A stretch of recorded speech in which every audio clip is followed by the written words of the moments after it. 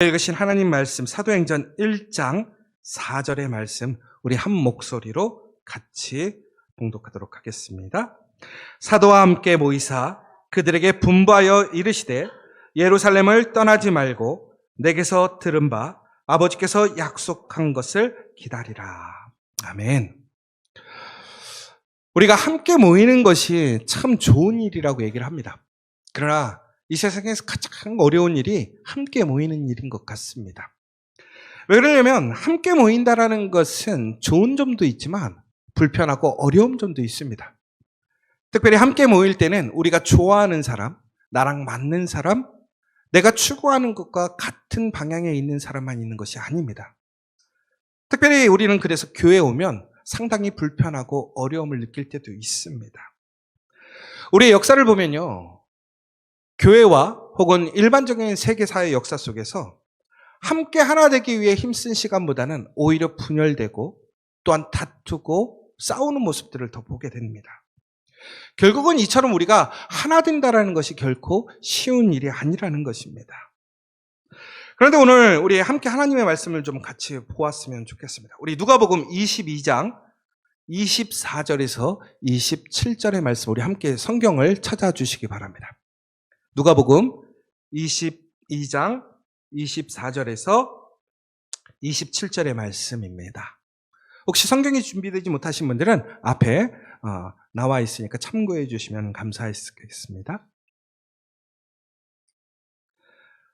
제가 한 절 읽고 여러분들이 한 절 교독하도록 하겠습니다. 또 그들 사이에 그중 누가 크냐 하는 다툼이 난지라.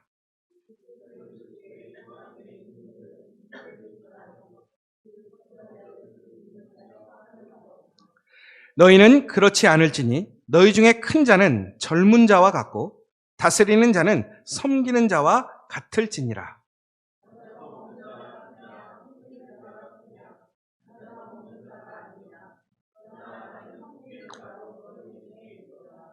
아멘. 여러분 오늘 이 말씀이 누구의 이야기냐면 바로 예수님의 제자들의 이야기입니다. 그런데 이 예수님의 제자들이 언제 이러한 다툼이 일어나냐면 바로 예수님께서 십자가에 달려 돌아가시기 위해 준비하시고 있는 그 앞에서 그 문제들이 일어나고 있습니다. 그런데 오늘 그들이 왜 싸우는가라는 것입니다. 여러분 예수님의 제자들은 여러분이 잘 아시는 것처럼 상당히 다양한 사람들이 있습니다. 세리도 있고 어부도 있고 또 세상에서 주목받지 못하고 소외되었던 그런 많은 다른 사람들이 있습니다. 또 정치인도 있습니다. 그런데 이러한 사람들이 예수님을 통해서 놀랍게도 예수님의 제자가 되었고 하나가 되었습니다. 여러분 우리가 학교를 가도요. 그 학교에 갈 때는 사람들이 대부분 비슷한 사람들이 갑니다. 목적이 비슷하거나 혹은 능력이 비슷하거나 혹은 무엇인가를 소망하는 것이 같을 때 우리는 제자가 되기도 하고 무엇인가 하나의 공동체를 이루게 되는 것이죠. 그런데 놀랍게도 예수님께서 제자들을 모으셨을 때는 절대로 하나 될 수 없는 또한 그들이 한 마음으로 함께 할 수 없는 사람들을 모으셔서 하나 되게 하셨습니다. 왜? 바로 그것이 예수님의 능력입니다. 예수님을 통해서 그들은 하나가 되었고 하나님의 나라의 거룩한 일꾼들이 되었습니다. 그런데 그들이 오늘 싸웁니다.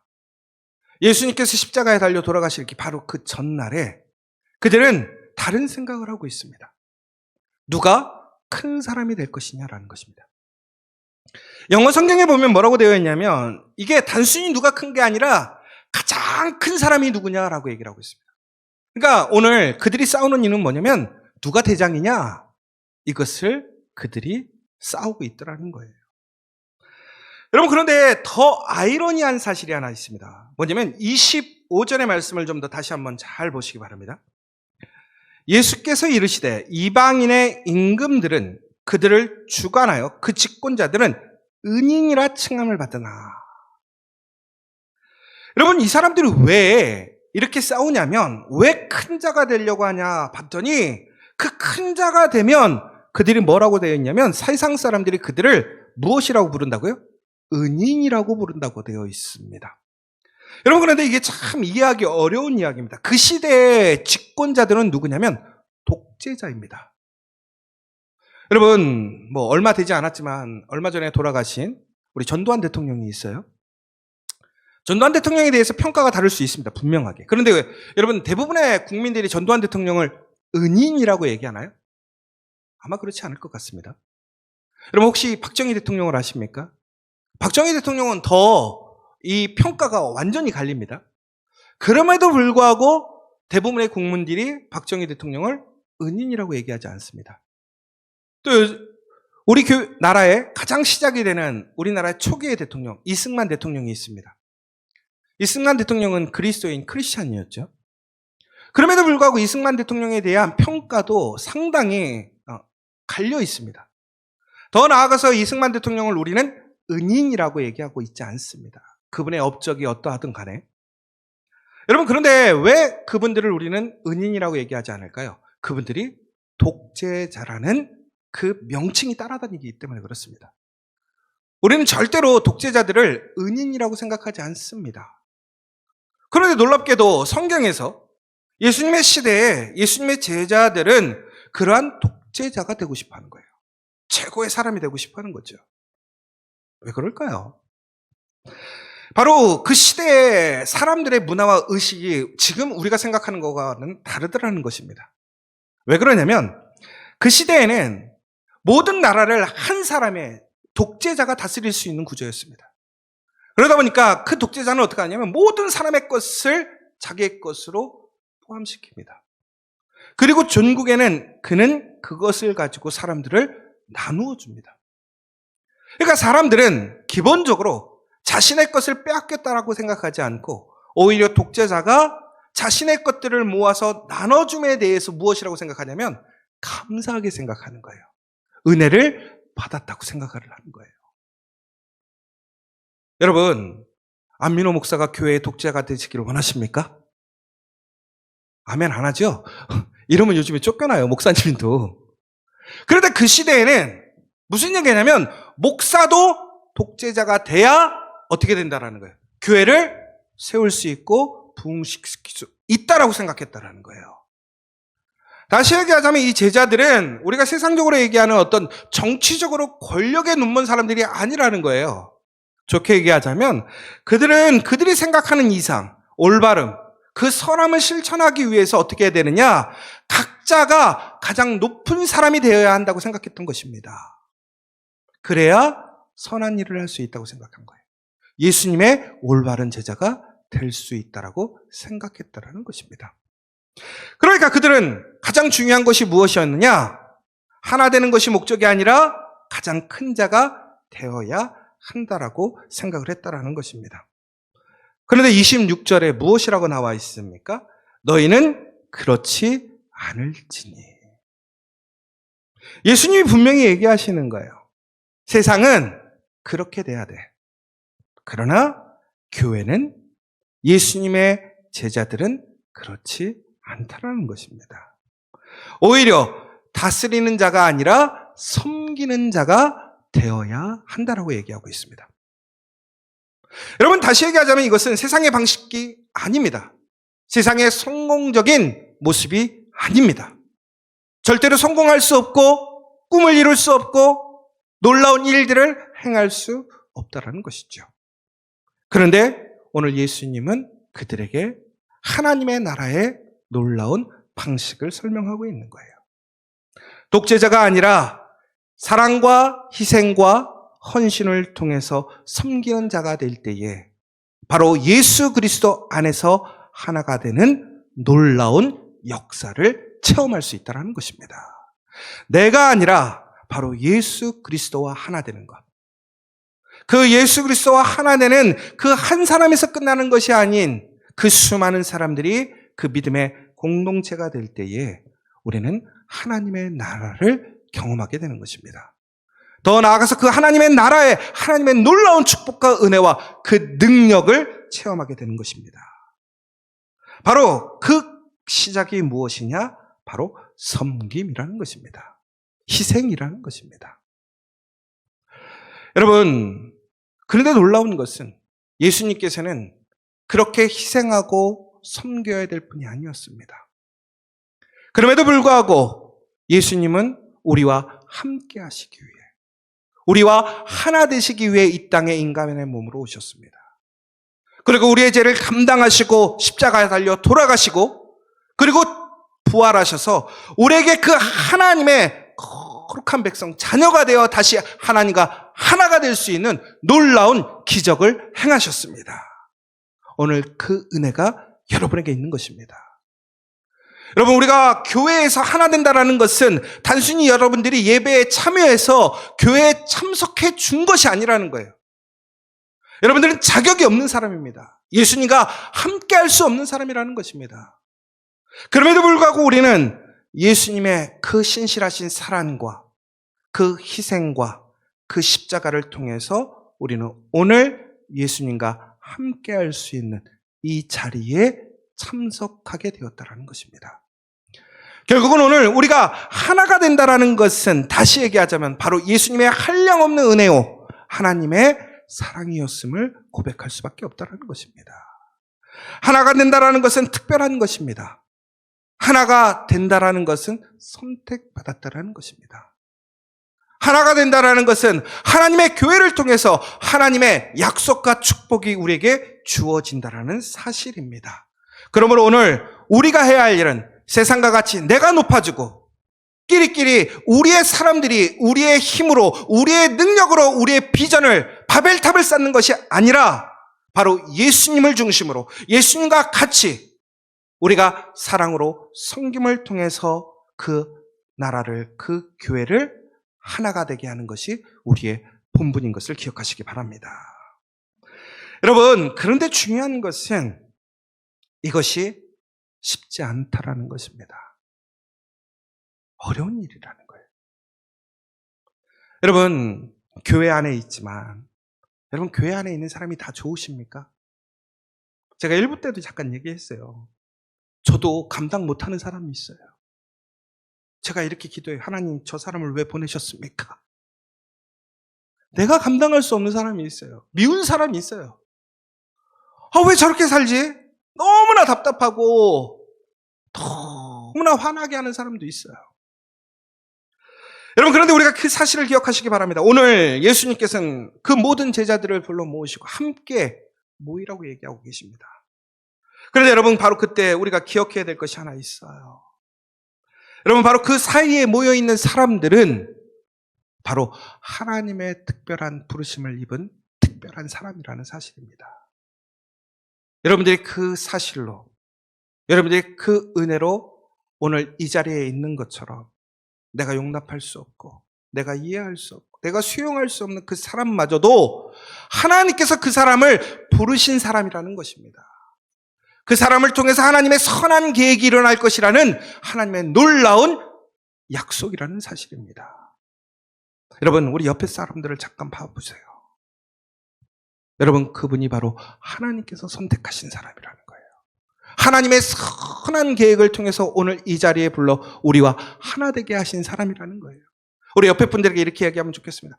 당신은 가장 특별한 사람입니다. 특별한 사람처럼 안 보이죠? 그러나 하나님께서 여러분을 부르셨기 때문에 바로 저와 여러분은 그 하나님의 특별한 사람이라는 거예요. 오늘 하나님께서는 바로 그 놀라운 믿음의 사람들이 예수 그리스도를 통해서, 교회를 통해서 놀라운 기적의 역사가 일어나는 곳, 하나님의 놀라운 은혜와 능력이 이루어지는 것으로 변화시킬 줄 믿습니다. 우리가 오늘 이 말씀, 특별히 사도행전 1장 4절의 말씀을 보면 사도와 함께 모이사라고 되어 있습니다. 근데 헬라어 원문에 보면 이 사도라는 단어는 없습니다. 함께 모이사라고 되어 있습니다. 우리가 헬라어 단어를 좀 한번 볼까요? 이게 시날리조메노스라고 되어 있습니다. 이게 뜻이 뭐냐면 함께 모이다라는 뜻입니다. 그런데 이 단어를 조금 쪼개보면 이게 앞에 접두사인데요. 여러 사람이나 요소들이 함께 있는 상태나 행위를 나타내는 단어입니다. 그리고 이는 공동의 행동이나 상호작용을 강조하는 역할을 이야기하고 있다고 합니다. 그런데 어근인 할리조가 있습니다. 이 할리조는 모이다, 집합하다와 같은 의미를 가진 동사입니다. 주로 집합이나 모임을 설명할 때 사용되는 어근이라고 합니다.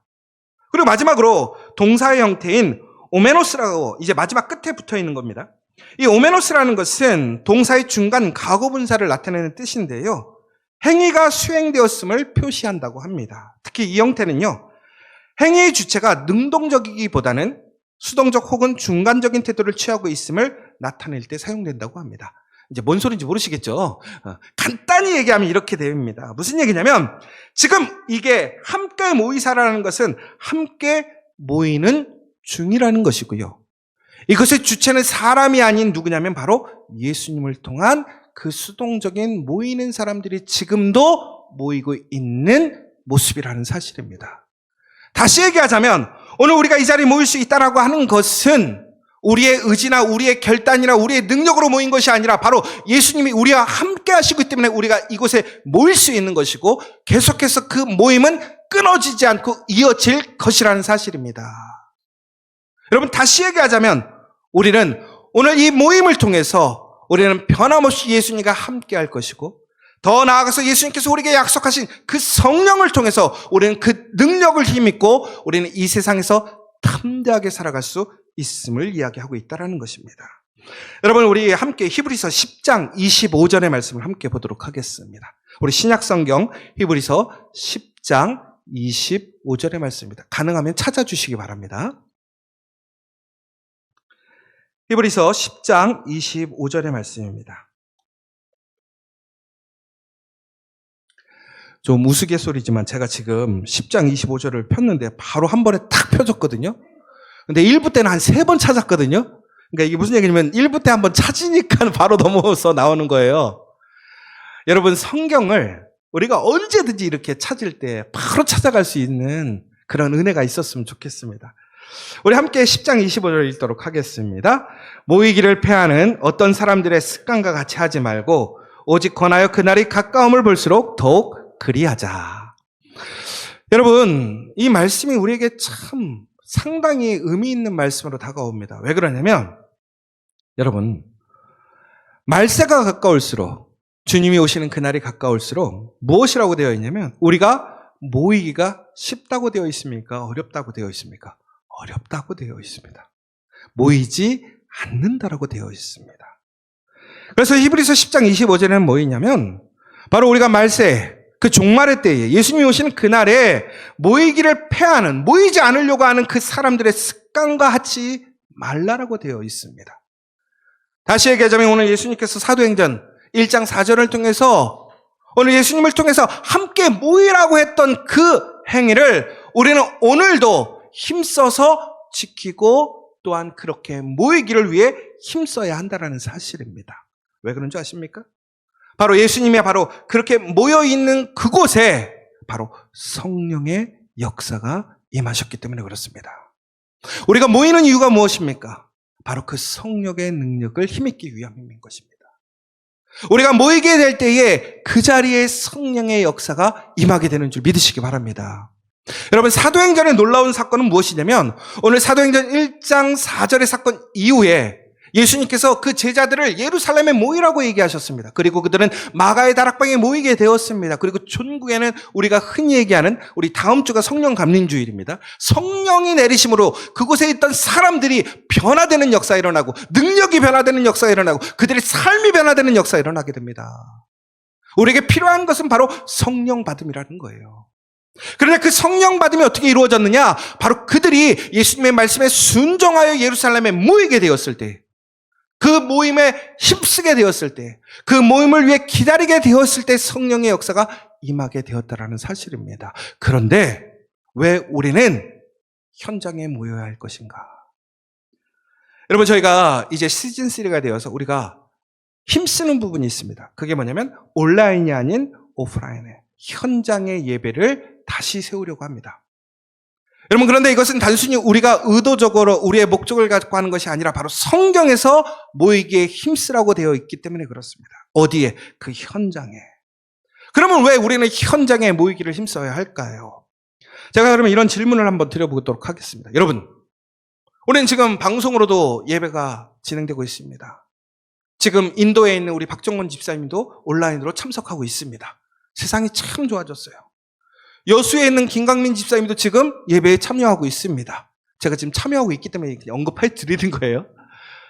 우리 교회가 아주 글로벌해요. 그죠? 그리고 지금 초희 씨도 집에서 예배에 지금 어디 있냐면 남양주에 있단 말이에요. 전 세계를 넘어서 온 것 각지에서 예배에 참여하고 있어요. 얼마나 감사한 일이에요. 은혜죠. 자, 그런데 여러분, 그럼에도 불구하고 왜 우리가 현장 예배에 힘써야 되는지 아십니까? 여러분, 그러면 오늘 우리가 이 자리에서 예배를 드릴 때 이 자리에서 은혜가 있어요. 성령이 여러분들에게 임했다고 생각해 보세요. 그러면 지금 인도에서 혹은 여수에서 남양주에서 혹은 또 자기의 일터에서 예배드리고 있는 사람들이 오늘 이곳에 임하는 성령을 그들은 체험할까요? 못할까요? 온라인으로 예배를 드리면 성령 받을까요? 안 받을까요? 어렵죠. 근데 받을 수도 있어요. 왜 그러면 여러분, 우리가 기독교 방송을 보면 기독교 방송에서 막 영상에서 이렇게 막 기도해 주는 프로그램들도 있고, 또 한날 미국에서 한동안 유행했던 게 전화로 기도해 주는 게 있단 말이에요. 여러분, 이것은 무슨 얘기냐면 하나님의 역사는, 그 성령의 역사는 장소와 시간을 구한되지 않는다라는 거죠. 어느 곳에서나 하나님의 역사는 일어날 수 있습니다. 그런데 그럼 왜 우리는 오늘 이 자리에서도 성령의 역사하고 온라인을 통해서도 성령이 역사함에도 불구하고 왜 우리는 현장의 예배로 모여야 하는가라는 것입니다. 그것은 바로 그 현장에 임하는 성령을 동일하게 받기 위함이라는 것입니다. 그렇게 될 때에 하나가 될 수 있다는 것입니다. 여러분, 성령의 사건이 일어났을 때 성령의 사건이 그 자리에 있는 한 사람 한 사람 머리 위에 임했다라고 되어 있습니다. 이것은 무슨 얘기냐면 그 성령을 통해서 그 자리에 있는 사람들이 동일한 성령을 받았기 때문에 그들이 무엇이 되는 거예요? 하나가 될 수 있었다라는 사실입니다. 여러분, 우리는 절대로 사람을 용납할 수 없습니다. 나와 다름을 이해할 수 없습니다. 나와 처지가 다른 사람을 우리는 이해할 수 없습니다. 나의 삶의 가치관이 다른 사람을 이해할 수 없습니다. 내가 생각한 것과 다른 사람을 수용하기 어렵습니다. 그런데 성령이 임하시면 가능한 줄 믿습니다. 그런데 그 성령은 한 자리에 임하는 사람들에게 임하시더라는 거예요. 그리고 그 사람들은 그 성령을 통해서 하나가 되는 놀라운 은혜를 체험하게 되는 거예요. 그 기적을 체험하게 되는 거예요. 여러분, 세상의 어떤 자리에서도 우리가 다른 사람들을 이해할 수 없고 수용할 수 없습니다. 하나 될 수 없습니다. 그러나 교회는 하나 될 수 있습니다. 교회는 수용할 수 있습니다. 교회는 그래서 섬길 수 있습니다. 그러나 나의 의지로 되는 게 아니에요. 오직 하나님의 성령으로만 가능한 줄 믿습니다. 여러분, 그러므로 우리는 다시 한번 오늘 이 자리에 여러분이 그 부름받은 은혜에 있음을 기억하시기 바랍니다. 더 나아가서 오늘 이 자리에 다른 이를 부르시고 우리와 하나 되게 하셨음을 믿으시기 바랍니다. 그러므로 우리는 어떻게 해야 되느냐? 다른 이를 수용하고 운명으로 받아들여야 한다는 것입니다. 우리 옆에 분들에게 이렇게 얘기했으면 좋겠습니다. 당신은 나의 운명입니다. 이거 뭔 또 쓰다듬기 없이 뭐 뜬금없는 얘기냐 이렇게 얘기할 수 있는데, 이게 무슨 얘기냐면요, 너무나 싫어. 너무나 이해할 수 없어. 난 진짜 쟤는 도저히 가까이 할 수 없어.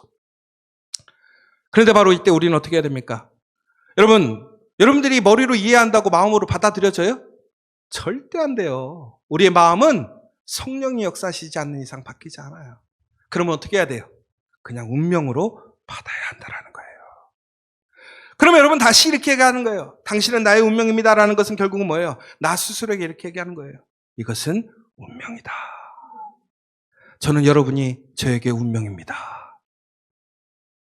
바로 우리 옆에 있는 사람이 운명이라는 거예요. 그냥 받아들이는 거예요. 여러분, 그런데 중요한 것은 그렇게 받아들이는 것이 바로 은혜의 시작이고 복의 시작인 것을 믿으시기 바랍니다. 하나님께서 우리를 하나 되게 하심을 통해서 놀라운 예수 그리스도의 포도나무 가지가 되게 하십니다. 그것을 통해서 놀라운 풍성한 열매를 맺게 하십니다. 그것이 하나 되는 축복입니다. 여러분, 그런데 우리가 그 하나됨을 위하여 힘쓰게 될 때에 우리는 지불해야 될 대가가 있더라는 거예요. 뭐냐? 첫 번째, 예수님께서 이들이 모이라고 하셨을 때 어디로 모이라고 했습니까? 예루살렘에 모이라고 했습니다. 여러분, 그런데 예루살렘이 어떠한 곳입니까? 안전한 곳입니까? 위험한 곳이라는 거예요. 오히려 예수 믿는 사람들을 찾아서 정죄하고 비판하던 곳입니다. 그들이 예수님을 만나기 전에 어땠습니까?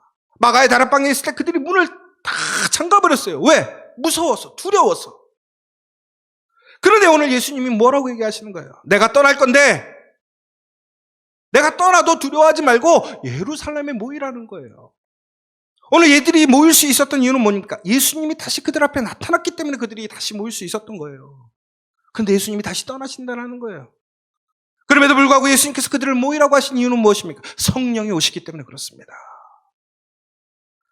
여러분, 우리가 이런 위험의 장소, 두려움의 장소를 그 믿음으로 함께 모여있게 된다면 바로 그 장소는 두려움의 장소, 어려움의 장소, 환난과 핍박의 장소가 아니라 우리의 소망의 장소, 새로움의 시작의 장소, 능력의 장소가 될 줄 믿으시기 바랍니다. 그런데 여러분, 왜 예루살렘일까를 생각해 보시기 바랍니다. 여러분, 예루살렘이 어떤 곳일까요? 바로 아브라함이 이삭을 하나님께 드렸던 곳입니다. 바로 그곳에 성전을 세웠단 말이에요. 결국은 그 성전이 있는 곳이 예루살렘이라는 거예요. 오늘 예수님이 예수님의 제자들을 모이라고 했던 곳이 어디냐면 하나님께 예배드리는 장소라는 거예요. 우리가 모여야 할 곳이 어디입니까? 모여야 할 장소가 어디입니까? 우리의 집, 우리의 일터? 맞아요. 그러나 우리가 가장 먼저 모여야 할 장소는 교회인 줄 믿으시기 바랍니다. 여러분, 그 교회가 단순히 이 예배하는 공간적인 그 건축적인 예배의 장소가 아니라 그 믿음의 사람들이 예수 그리스도를 통해 신령과 진정으로 예배하는 그 자리, 그곳에 우리가 한 마음으로 모이게 될 때에 바로 그곳에 성령의 역사가 일어남을 믿으시기 바랍니다.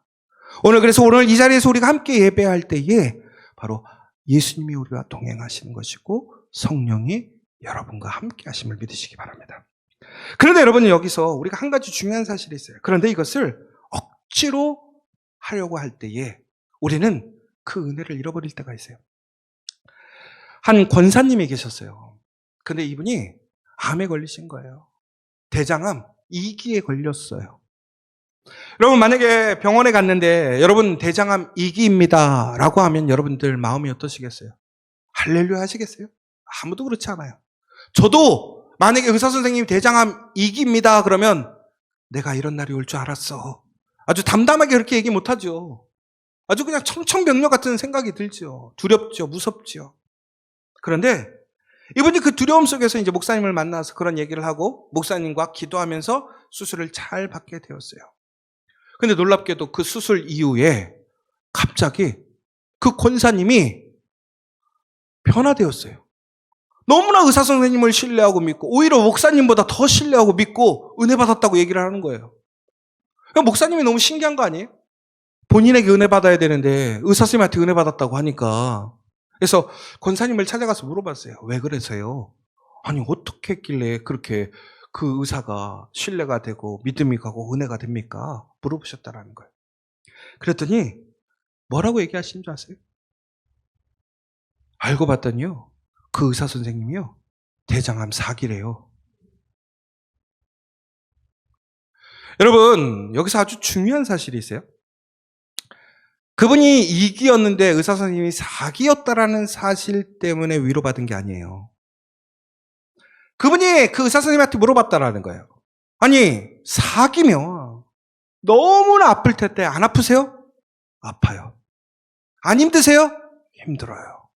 두렵지 않으세요? 두려워요.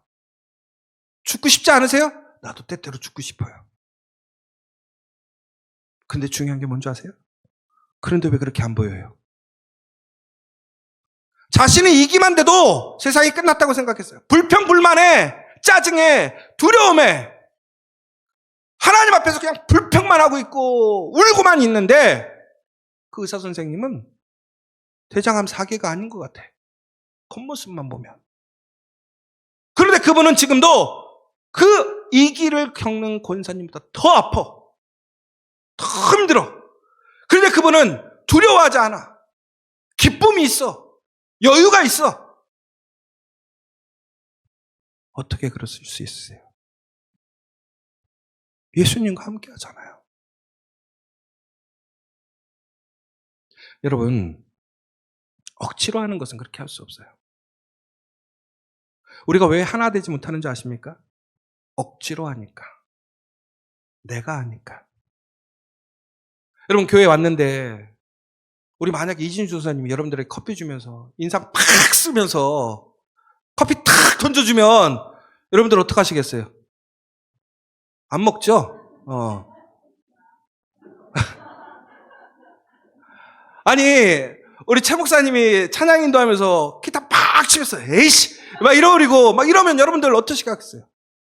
그런데 여러분 만약에 우리 이진수 조사님이 정말 힘들고 어렵고 요즘도 힘들고 어렵게 살아요. 그런데도 와서 생각하고 아이고 힘내셔야죠. 잘하고 계세요. 그리고 막 쓰레기도 줍고 헌신하고 이러면 여러분들 무슨 생각 들어요? 아유 어떻게 저렇게 살아? 여러분 그런데 중요한 게 내가 그렇게 살려고 사는 게 아니라 사라지는 거예요. 예수님과 함께하며 그 은혜와 능력으로 그렇게 살아갈 수밖에 없는 거예요. 저도 그래서 반성했어요. 회개했어요. 요즘에 조금 어렵다고 제가 여러분들한테 어려워졌습니다. 되게 반성했어요. 여러분 우리가 하나 될 때에 분명히 어려움이 있어요. 그러나 그 어려움보다 더 큰 은혜와 능력이 있음을 믿으시기 바랍니다. 바로 예수님이 제자들에게 그걸 보여주신 거예요. 그리고 하나 되라는 거예요. 우리가 힘들 때는 힘들어질 수밖에 없어요. 그러나 예수님과 함께하면 위로와 기쁨이 있습니다. 예수님의 사람과 함께하면 능력이 있고 소망이 있고 살아남이 있음을 그 증거하는 그 진짜 모이는 교회가 되기를 간절히 소망합니다. 여러분 요즘 수많은 교회들이 있어요. 그런데 교회들의 목표가 뭔지 아세요? 어떻게 하면 끼리끼리 모을 것인가? 그런 교회가 솔직히 부흥이 잘 돼요. 그런데 우리 교회를 봐도 부흥되기 쉬울까요? 나쁠까요? 참 다양하게 모여 있어요. 그렇죠? 그런데 이게 교회예요. 진짜 교회예요. 여러분 바로 그 교회에 하나님의 성령의 역사가 일어날 줄 믿으시기 바랍니다. 저는 우리 지저처치가 그 사명이 있다고 생각해요. 사람들이 폐하는 습관을 쫓아가는 것이 아니라 사람들의 유행과 문화를 쫓아가는 것이 아니라 예수님께서 우리에게 보여주신 진정한 공동체를 세워가는 것이 진정한 교회인 줄 믿습니다. 그곳엔 성령이 임하시는 줄 믿습니다. 여러분 우리 교회가 뭐 잘났다고 또 더 넘치는 교회를 개척하겠어요? 여러분 그러나 그것이 하나됨의 확장인 줄 믿습니다. 여러분 바로 그렇게 될 때에 하나님께서는 그 하나되는 공동체를 존귀히 여기시고 그곳에 있는 모든 한 사람 한 사람들에게 하나님의 놀라운 성령과 은혜로 하나님의 부흥을 일으키심을 믿으며 오늘도 다시 한번 하나 되는 아름다운 진정한 교회 지저처치가 되는 저 여러분 되시기를 간절히 소망합니다. 오늘 시간 우리 함께 기도했으면 좋겠습니다.